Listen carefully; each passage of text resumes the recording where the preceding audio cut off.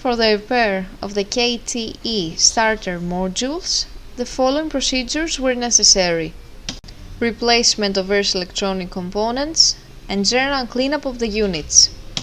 For testing, we add a 24-volt DC power supply and a lamp to the relay output. By pressing the start and stop buttons, the module responds accordingly and the lamp turns on and off. We also do a test on standby mode. The same process is repeated for the second module.